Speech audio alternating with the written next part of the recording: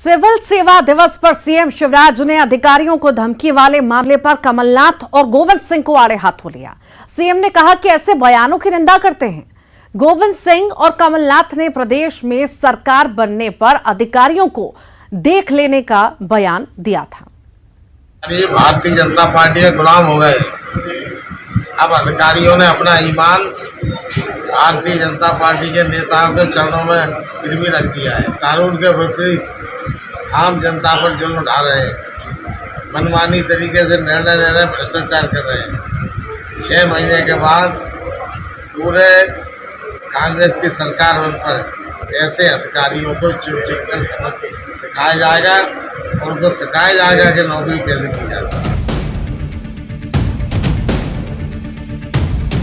6 महीने बाद अधिकारियों को चुन चुनकर सबक सिखाने वाला ये बयान नेता प्रतिपक्ष गोविंद सिंह का है।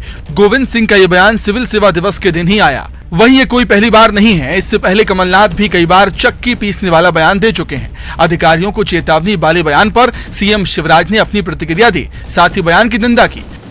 मुझे लगता पता नहीं कमलनाथ जी को क्या हो गया। देख लूंगा, निपटा दूंगा, आ रहा हूं। लोक सेवक, सरकारी अधिकारी और कर्मचारी आखिर इंसान हैं। उनको धमकाना किसी भी हालत में उचित भी नहीं है, नैतिक भी नहीं है। भाई वो भी इंसान है, उनका भी सम्मान होना चाहिए। मुंह में आया और कह दिया कि मैं देख लूंगा, क्या क्या देख लोगे? क्या ये भाषा उचित है? मैं इसकी निंदा करता हूं। ब्यूरोक्रेसी को लेकर ये पहली बार नहीं है जब कांग्रेस ने बयान दिया हो। ऐसे में कांग्रेस के सवाल अपनी जगह है, लेकिन चेतावनी को भी सही नहीं ठहराया जा सकता।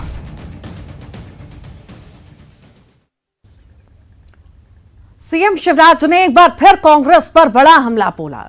अपने ही संगठन और बूथ मैनेजमेंट को कमजोर बताने को लेकर दिग्विजय और कमलनाथ को भी घेरा। सीएम ने कहा कि भावी मुख्यमंत्री अवश्यम भी मुख्यमंत्री सब हो गए, लेकिन अब कह रहे हैं संगठन कमजोर है। कोई कह रहा है बूथ मजबूत है, कोई कह रहा है बूथ कमजोर है।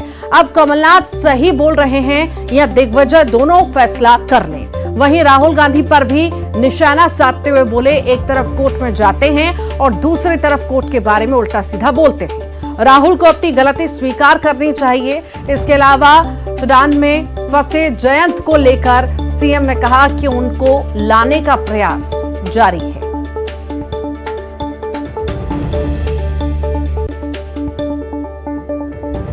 राहुल जी को अपनी गलती स्वीकार करनी चाहिए, ओबीसी से माफी मांगनी चाहिए, और कम से कम ये लोकतंत्र है, कांग्रेस के नेताओं को न्यायपालिका का अपमान नहीं करना चाहिए। भावी मुख्यमंत्री, अवश्यम भावी मुख्यमंत्री सब हो रहे हैं, लेकिन कह रहे हैं संगठन कमजोर है। एक कहते हैं बूथ मजबूत है। अब कौन सही बोल रहे हैं? कमलनाथ जी सही बोल रहे हैं कि दिग्विजय सिंह जी सही बोल रहे हैं? वो दोनों मिलकर फैसला कर। हमारे जो एक साथी सूडान में फंसे हैं, उनके लिए हम चिंतित हैं। भारत सरकार के भी संपर्क में हैं। मध्य प्रदेश में विधानसभा चुनाव में भले वक्त हो, लेकिन नेताओं के बीच जुबानी जंग तेज हो गई है। उज्जैन में दिग्विजय सिंह ने ज्योतिरादित्य सिंधिया पर बड़ा हमला किया। सिंधिया ने भी पलटवार करते हुए दिग्विजय को बंटाधार करार दिया।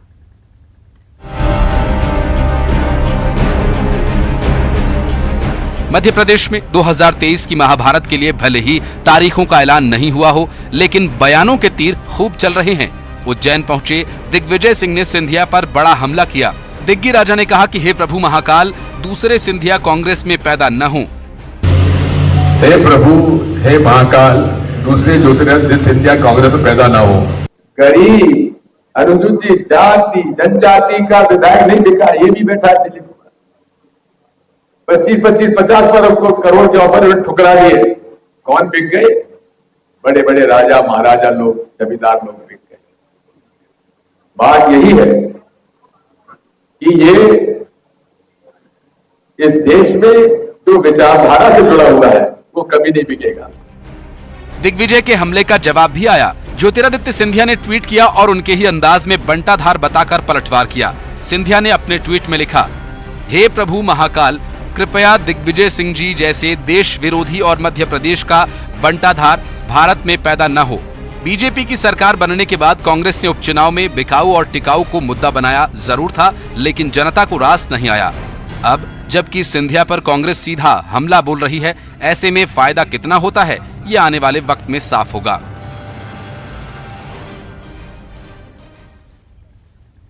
भिंड में पूर्व विधायक हरि सिंह नरवारिया की प्रतिमा अनावरण कार्यक्रम में सिंधिया के साथ कांग्रेस नेता जय श्री राम बघेल भी दिखे।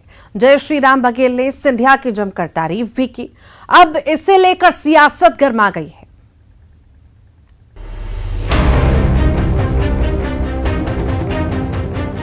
विधानसभा चुनाव से पहले भिंड से आई ये तस्वीर ने प्रदेश की सियासत को गरमा दिया।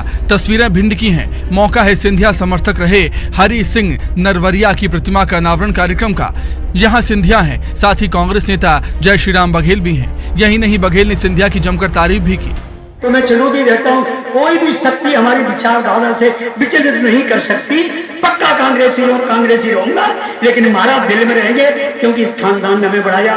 बड़े महाराज ने हमें अध्यक्ष बनाया, बड़े महाराज ने एमएलए का टिकट दिया। बहुत उधर जय श्री राम बघेल के सिंधिया की तारीफ पर सियासत गर्मा गई।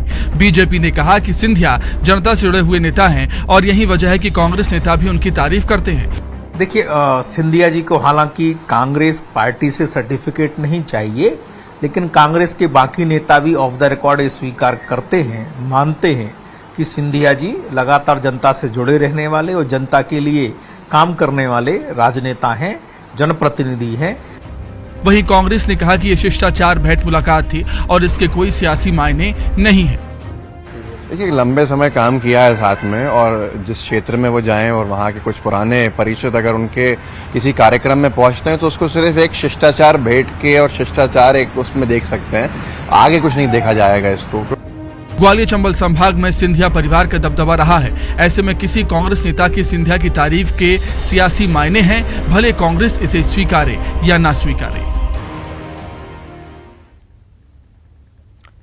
जबलपुर पहुंचे गोवर्धन मठपुरी के पीठाधीश्वर शंकराचार्य स्वामी निश्चलानंद सरस्वती ने हिंदू राष्ट्र सहित कई मुद्दों पर अपनी राय रखी और इस सवाल पर कि क्यों वो सिर्फ भारत को हिंदू राष्ट्र बनाना चाहते हैं, शंकराचार्य ने कहा कि दुनिया के 53 या 54 देशों में हिंदू रहते हैं और सबके पूर्वज सनातनी थे, लेकिन कहीं ना कहीं से कदम उठाना होगा। शंकराचार्य स्वामी निश्चलानंद सरस्वती ने आरक्षण के नुकसान भी बताए। इतना ही नहीं, इन्होंने अल्लाह शब्द को भी संस्कृत का शब्द बताया। भारत ही पहले कोई ना कोई तो होगा, कहीं से कदम उठाएंगे या नहीं। 10 किलोमीटर जाना है तो कहीं तो कदम उठाएंगे। हमने 204 देश हैं, विश्व में कितने देश हैं आजकल? 204 देश हैं। 53-54 देशों में कम से कम 53-54 देशों में हिंदू रहते हैं, यह मुझे मालूम है। और सबके पूर्वज सनातनी वैदिकाल हिंदू थे या नहीं। उस समय मैंने कहा था जो आरक्षण वर्तमान में ला रहे हैं बीपी सिंह जी, उसमें 5 दोष हैं। प्रतिभा की हानि, प्रगति की हानि, प्रायोगिक नहीं, प्रतिशोध की भावना, और अंत में परतंत्रता। अल्लाह और अल्लाह का अर्थ होता है भगवती शब्दकोश में, भगवती। अल्लाह बहुवचन में, अल्लाह शब्द भी संस्कृत का है, उसका अर्थ होता है 10 महाविद्या। अल्लाह माने अम्बा माँ, अल्लाह माने अम्बा देवी, अल्लाह माने 10 महाविद्या। हमने अभी भी कहा और शास्त्र सम्मत का, कोई झूठ नहीं कहा। लवकोमली आदि पर ये रूप चलता है, शब्द रूप अल्लाह सब संस्कृत का है। जबलपुर और टीकमगढ़ से दिल दहला देने वाले